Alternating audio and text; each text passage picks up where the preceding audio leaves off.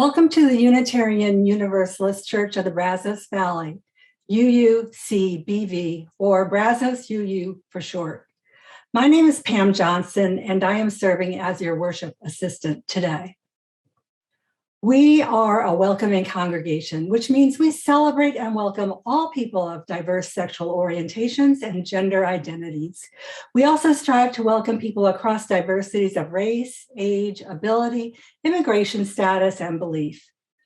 We are also a congregation working for reproductive justice. So whoever you are, wherever you have come from, wherever you are on life's journey, you are welcome here.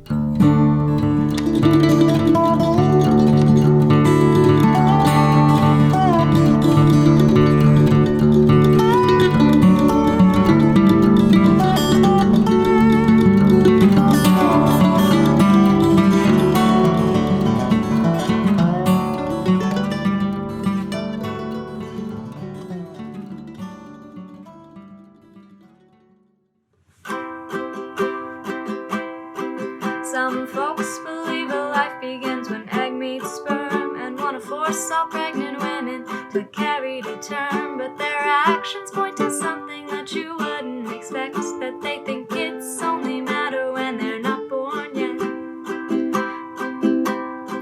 They'll make sure family leave and childcare funding fails, take away their parents at the border and jail kids, beg for climate action under crippling debt, while you show them they only matter when they're not born yet. If abortion was the issue, contraception would reduce it, whoa. But wouldn't you know, certain people made it difficult for everyone to use it, whoa. Publicly shame them if they can't afford lunch, refuse to keep schools safe from COVID or guns. For once, I wish their actions would disprove what I've said, that they think kids only matter when they're not born yet.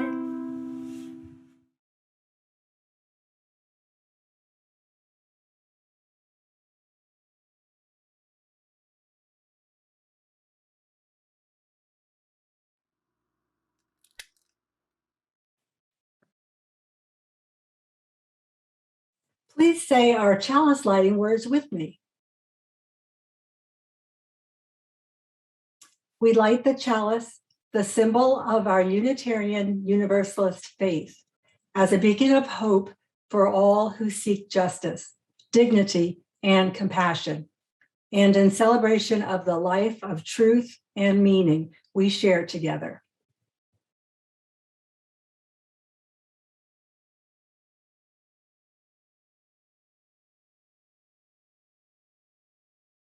Now, all please join me in saying our affirmation. Love is the spirit of this church, and service is its gift. This is our great covenant, to dwell together in peace, to seek the truth in love, and to help one another.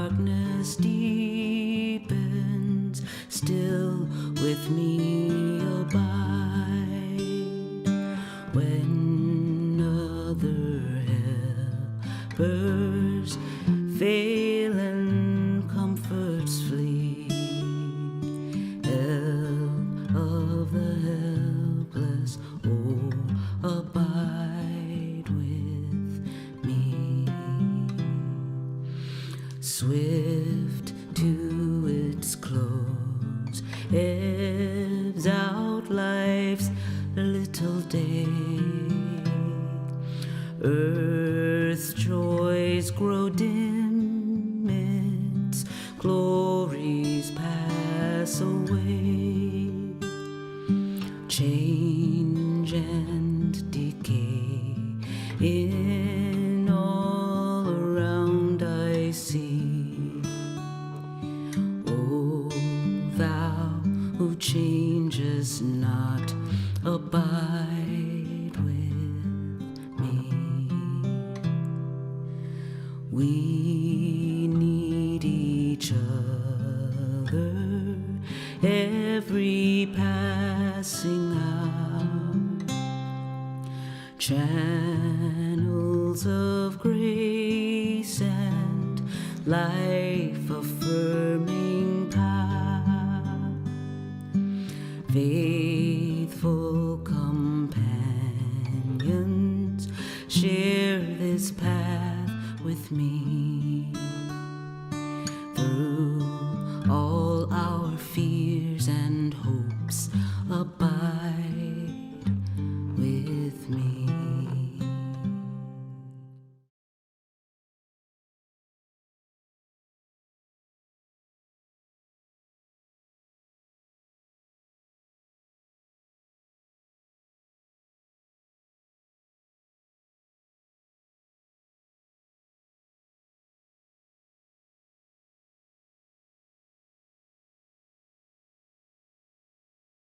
Good morning, everybody.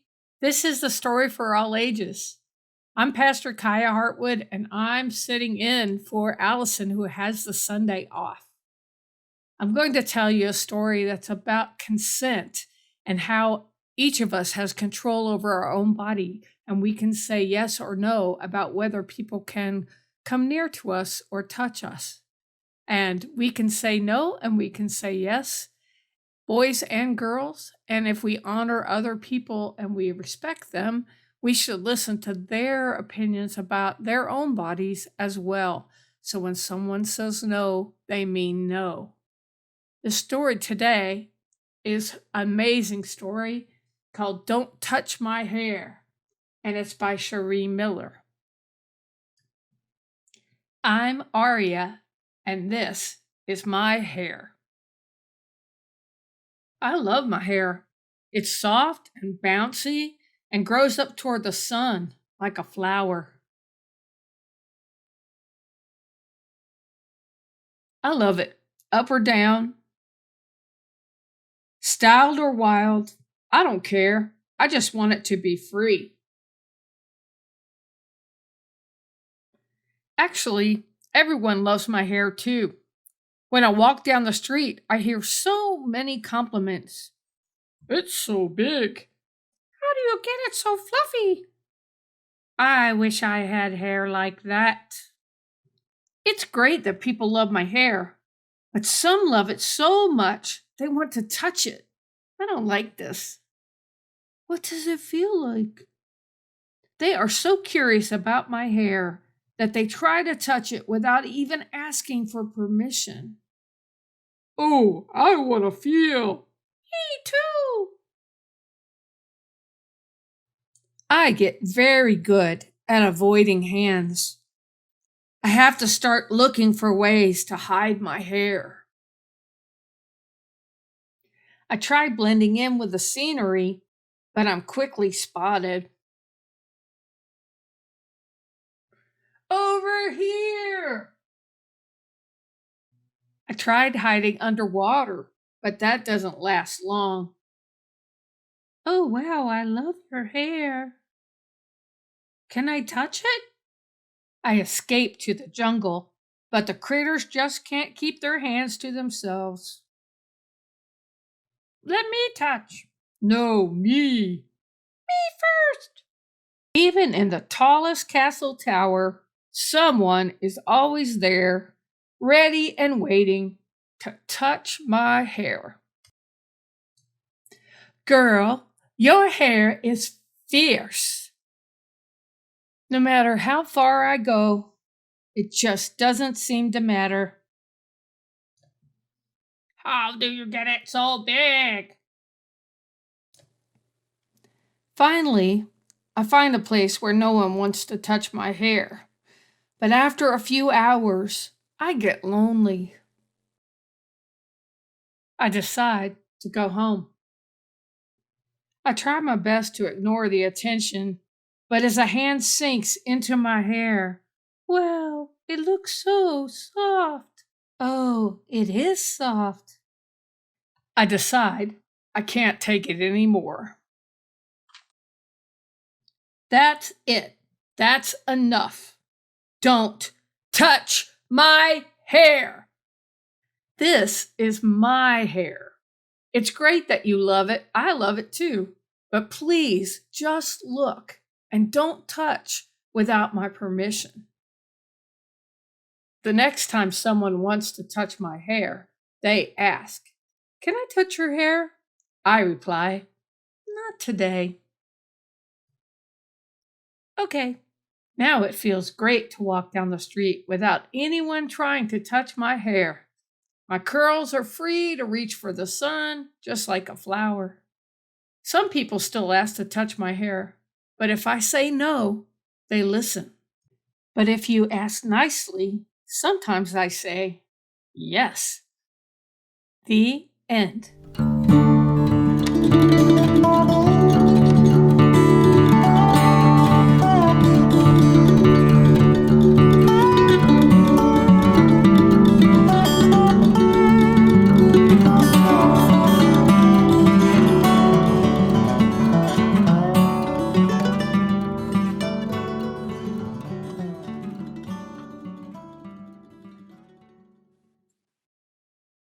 You Are Loved by Reverend Greta Jo Seidel, originally shared October 3rd, 2021, and modified for use through Reproductive Justice Sunday. Everyone loves someone who had an abortion. Let's talk about the flip side. If you had an abortion, you are loved. If you've never told a soul, or if you share your story regularly, you are loved. If you are confident in your decision or wonder if it was the right choice, you are loved.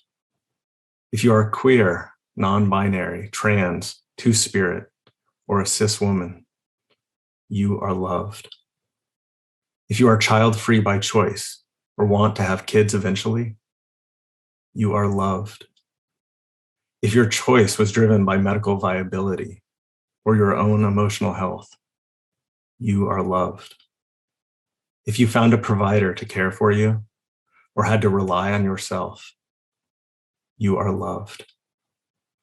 If you are always pro-choice, or if your choice conflicts with your beliefs, you are loved. If you love your body or are still angry with your body, you are loved. If you believe God loves you, or you believe in nothing divine at all, you are loved. If you find yourself reflected here, or your truth is more than words an ink post can, you are loved.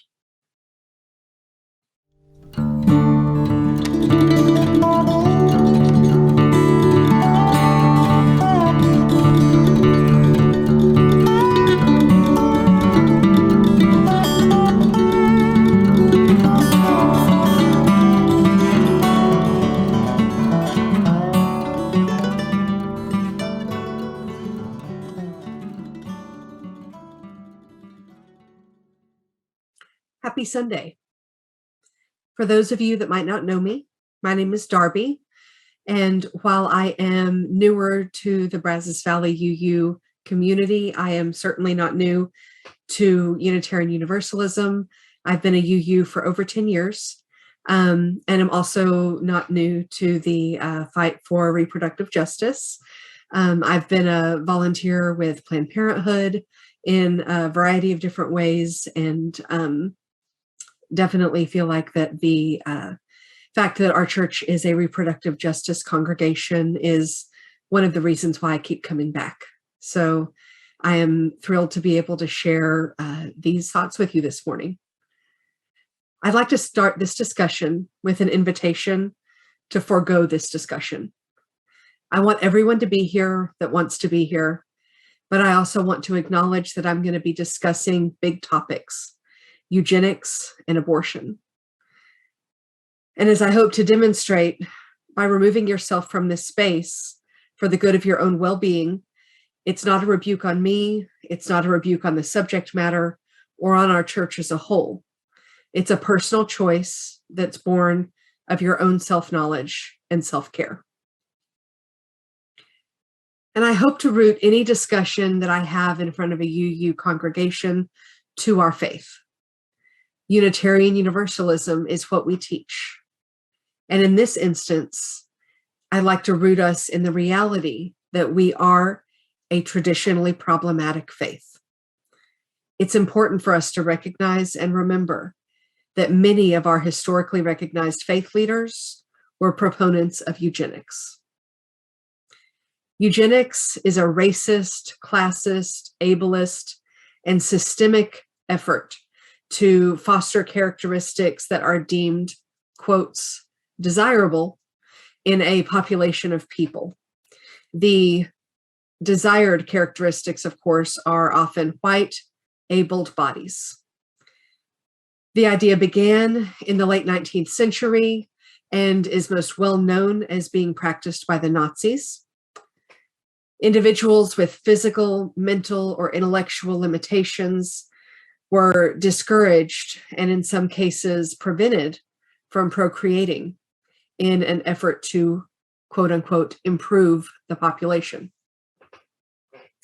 In addition to Nazis, however, Stanford president and lauded Universalist David Starr Jordan, who was Beacon Press's best-selling author from 1902 to 1913, authored The Racist Blood of a Nation, an epistle rooted in eugenics.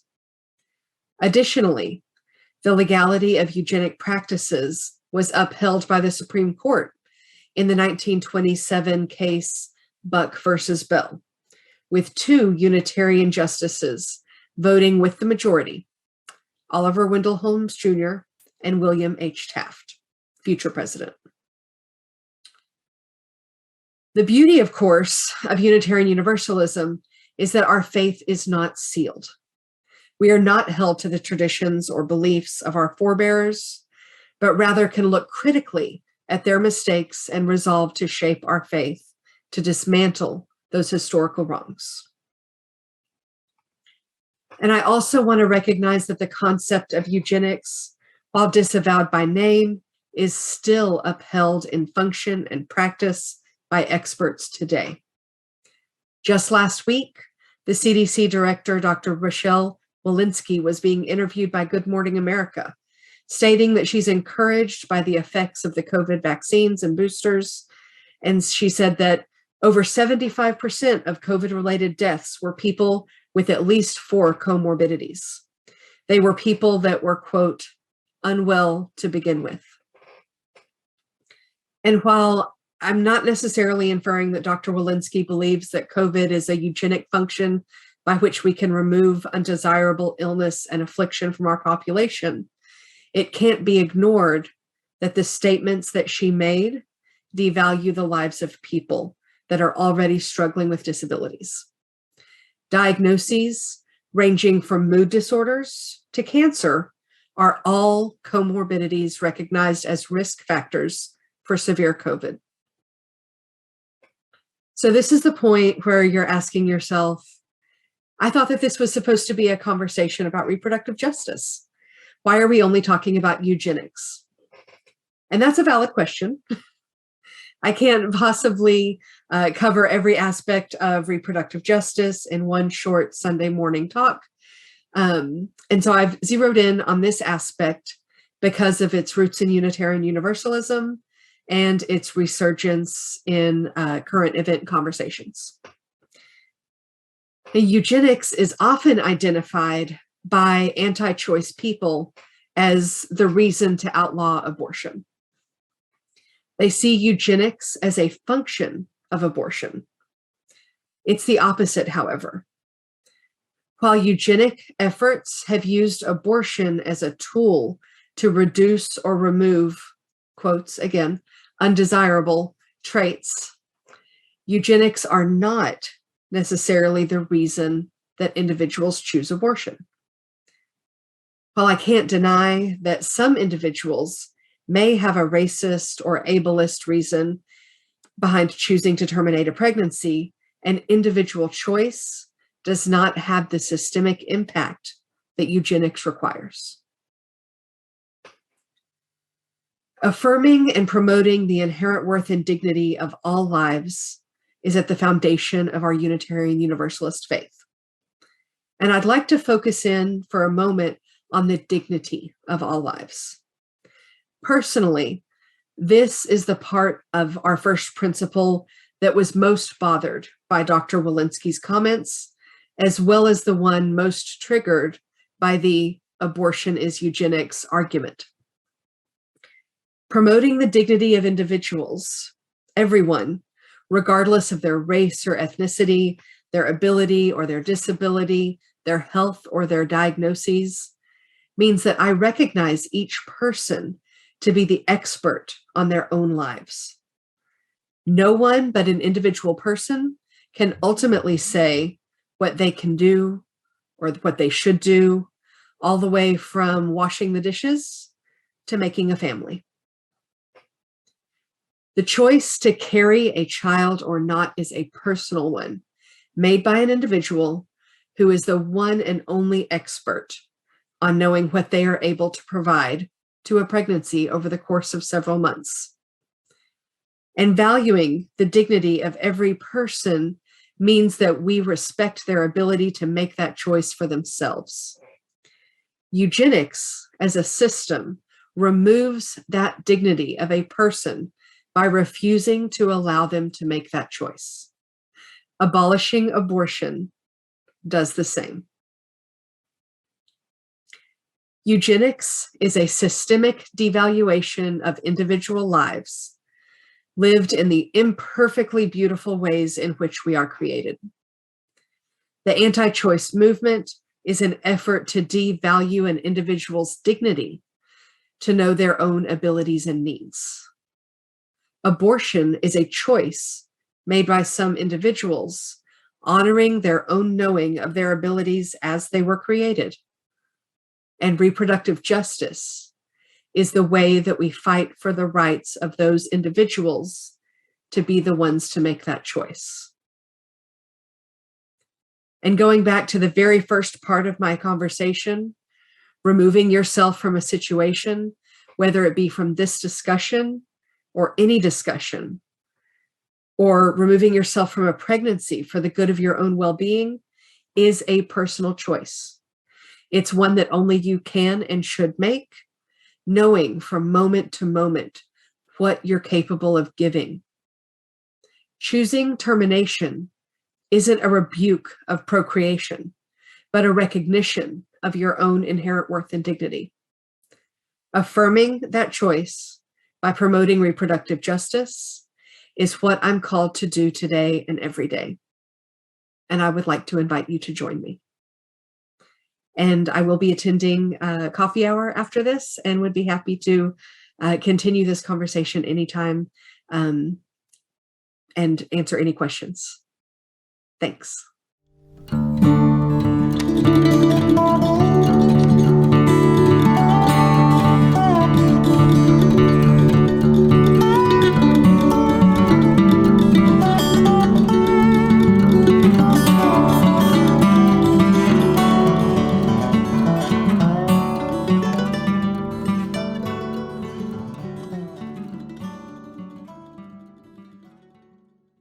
Gonna keep on moving forward.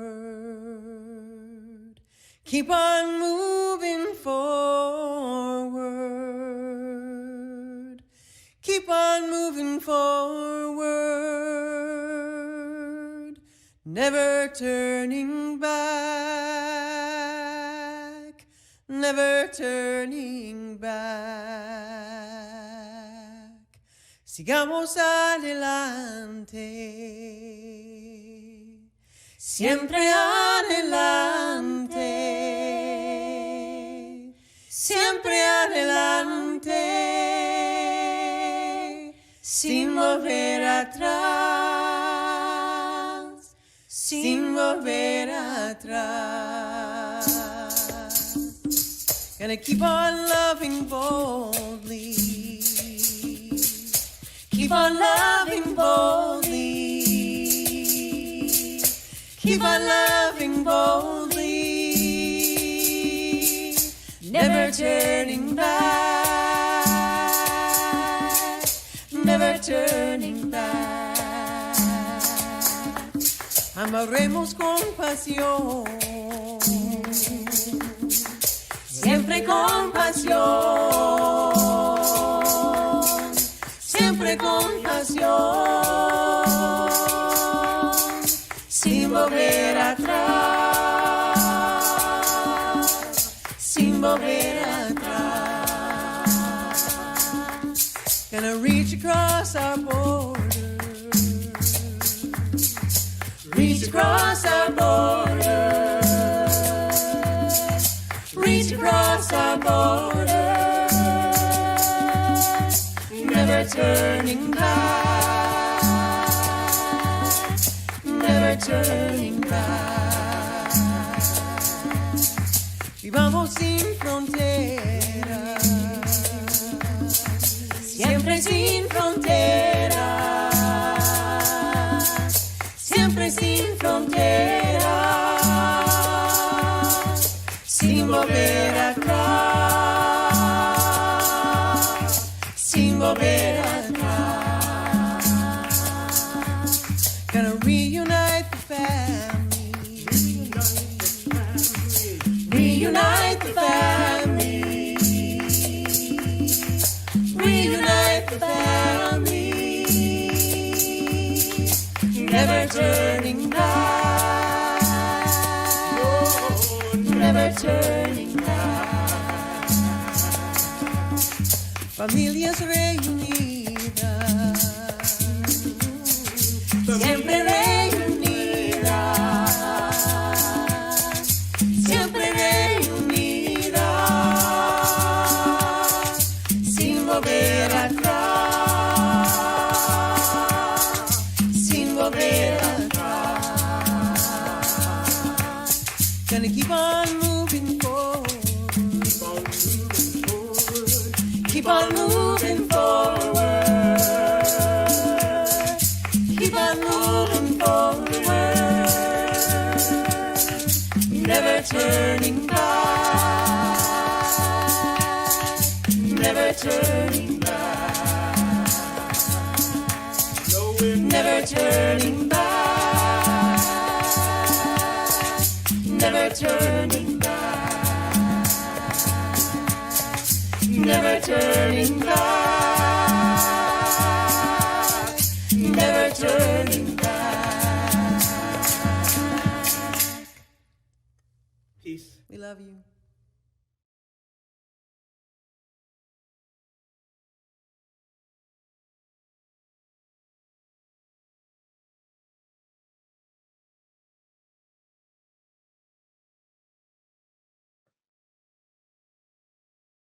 Now let an offering be taken to sustain and strengthen this place, which is sacred to so many of us, a community of memory and of hope, for we are now the keepers of the dream.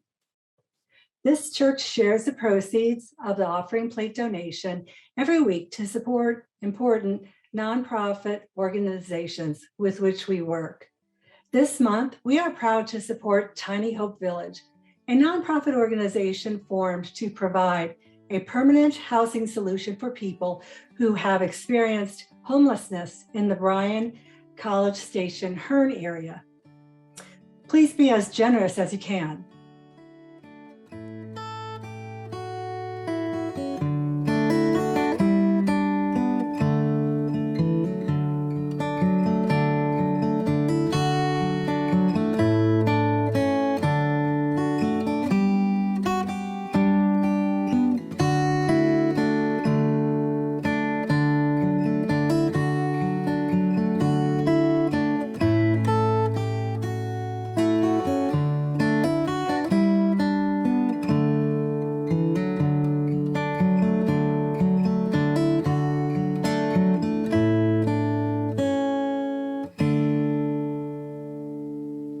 We give thanks for these gifts we have given, for those we receive, and for each other.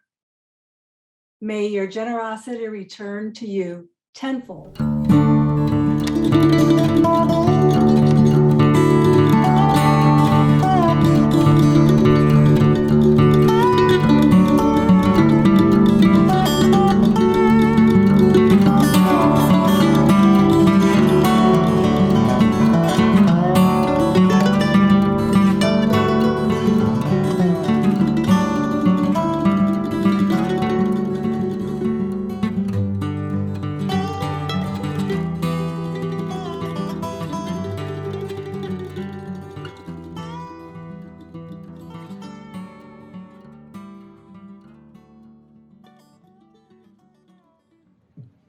Howdy, y'all. What's up? It's your girl, Molly Hagan Ward, coming at you. I'm here to talk to you about the Unitarian Universalist Church of the Brazos Valley. What?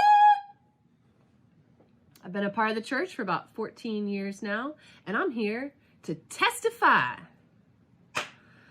I've served the church in a variety of ways over the years, as many of us have.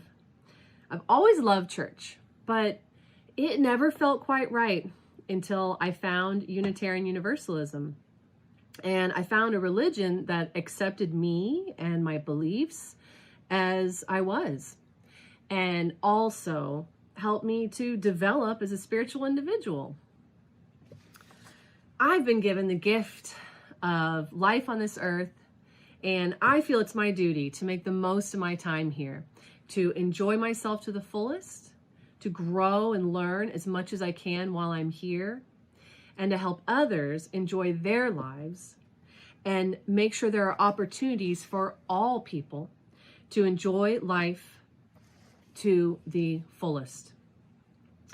I pray all the time, over meals, before the kids fall asleep, when an ambulance goes past, when I hear sad news or joyous news, I pray. And the Unitarian Universalist faith allows me to pray in my own personal way, and it exposes me to new ways to pray, new people to learn from, and a multitude of ways to deepen my spirituality. Just yesterday, I had someone come to my work and they wanted to talk. And after a while, they said, "Molly, you seem like a very spiritual person. Do you have a place that you go to church?" And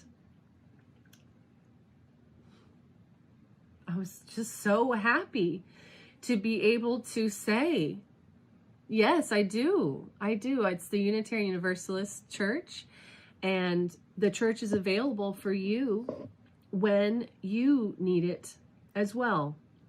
That church is ready and waiting for all people.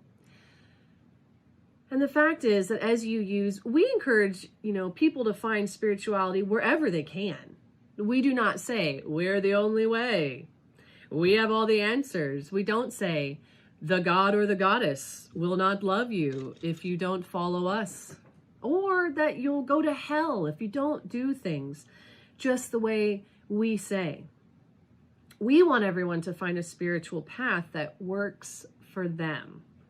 And I'm so grateful for the generosity of all those that came before me so that this church exists.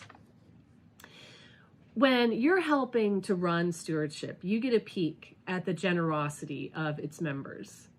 And it's definitely humbling and inspirational. Wow, there are some really heavy hitters among us. When you look at what our budget is, how important it is to us that we provide fair compensation for all of our staff, our incredibly talented staff that are helping us as we grow and that are so necessary as we grow. We have this big, beautiful budget. And considering our numbers, there's a lot of generosity going on here. But it takes the generosity of all of us, whatever our contribution is, time, talent, treasure. And so use the information that's in the stewardship packet to help guide your decision as far as what you're able to pledge this year, and then ultimately give where you're comfortable. And it might change during the year and you're able to give more. It most certainly might change next year when it's time to evaluate your pledge once again. And I do hope that we're all able to live with an abundance mindset where we focus on what we have and not what we lack. May we be like Sharon Boston and focus on what we can do, not on what we can't. We have major goals. And by giving generously this year at the beginning, then our time can be spent on those goals of creating just and loving community. Instead of spending excessive time on fundraising and following up with pledges and discussing the budget, when we give up front, we can truly then spend our time and energy on achieving those goals. The fact is that it can get hard when you're helping run the church. It requires a lot of effort and organization and communication and love. And sometimes it's very challenging, but being a part of leadership and just being a part of the church in general, it has done nothing but help me grow over the years. There's nothing else in my life that could have helped me develop my strengths and talents over the years the way that being a part of the church has. So again, I'm so grateful for the financial contributions of everyone so that the church is here for people when they need it. Sometimes we need a break and we need to go away and we come back. We might not be a Sunday morning person, but we want to be able to view the service online, or we want to get together in the evening with, fellow members. I'm so grateful for everyone's generosity so that the church is here when people need it. We are awesome for staying together, for working together, and for growing together. We all recognize that this growth is now happening for us, both spiritually and in numbers. And thanks to the connectedness of the internet, people all over the world can find the Unitarian Universalist Church of the Brazos Valley.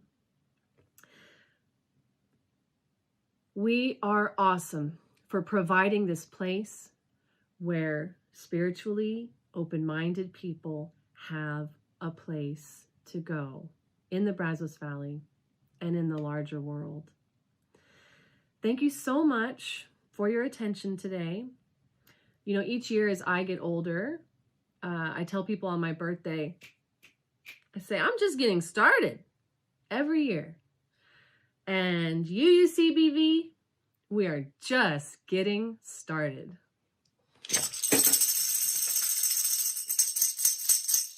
Ow! Thank you.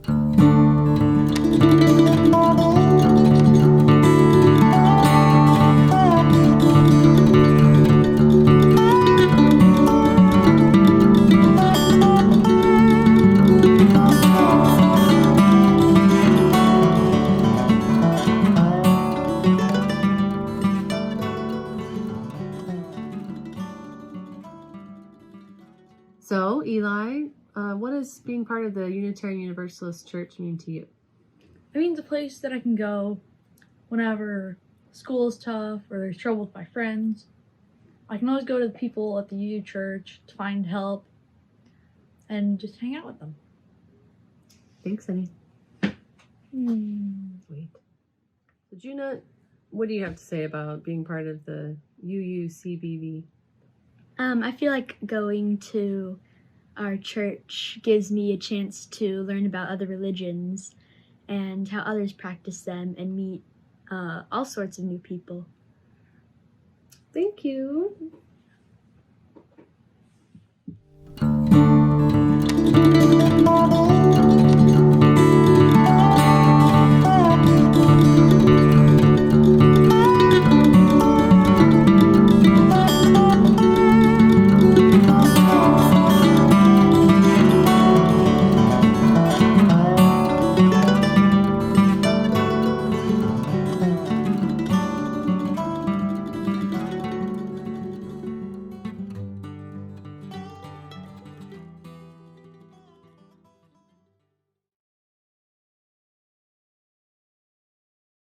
Now please join me in extinguishing the chalice.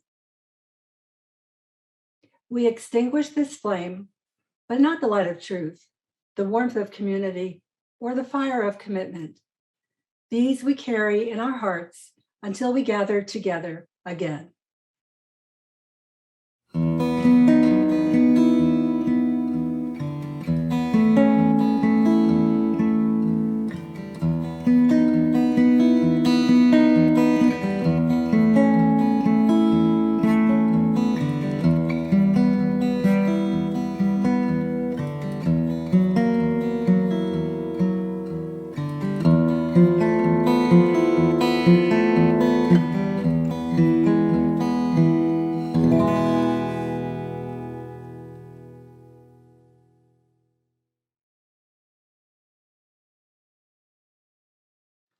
I'd like to invite you into a posture of quietness, meditation.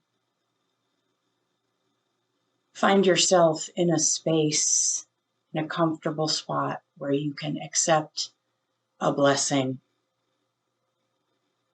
I invite you to join me in touching my hands to the area of my body that is being blessed, if you wish. Begin with your forehead. May you be blessed with wisdom, knowledge, and understanding. May your intellect take you far on your journey. You have been blessed with reason and free will. It is your call every day to use these gifts. Now your throat. May you be blessed with a voice. May you learn the complex nature of truth-telling, the ability to speak the truth in love that is something that requires honesty, empathy, and care. You are challenged every day to seek the joy that comes with sharing your truth compassionately, as well as listening to others. Your heart. May your heart be full and blessed with love. May you know the agony of heartbreak as it is intertwined with the elation of true love. Your heart is a strong and resilient organ, one that will be with you until the end of your time on earth. May you heed the wisdom of your heart and always trust the truth it tells. Your abdomen. You are blessed with the gift of sexuality. May you always remember that you are a beloved child of God. Your body is sacred and belongs to you and you alone. May you live into the full expression of your identity as a human being, embracing your true sexuality and gender identity. The gift of sexuality brings with it many rewards as well as great responsibility. May you always retain power over your own being, striving toward mutually fulfilling and just relationship. Now your hands. When you were a baby, your tiny hands were your first contact with the world. Before you could see more than a few feet in front of your face, you grasped the finger of your loved ones. You catch yourself with your hands when you fall, and you express love and comfort to others with them too. May your hands be gentle and strong. May you use them to carry light into the darkness and rest to the weary. May your hands always find the place of greatest need, beginning with your own, and may the Creator of all things hold you in the palm of their hand wherever you go. And now your whole body. May you be blessed on your journey. May you remember that growth happens on this journey and that you are never alone. May you always remember that you are a whole person, that each of these parts work together. We offer our blessings upon you, body, mind, and spirit. May you be guided by compassion and truth, justice and love. May you find rest on your journey, always remembering where you came from, being mindful that your ancestors stand behind you, whether they are present on earth or have gone back to the soul of the world. May you be blessed in all things and carry blessings with you wherever you go. Amen, and blessed be.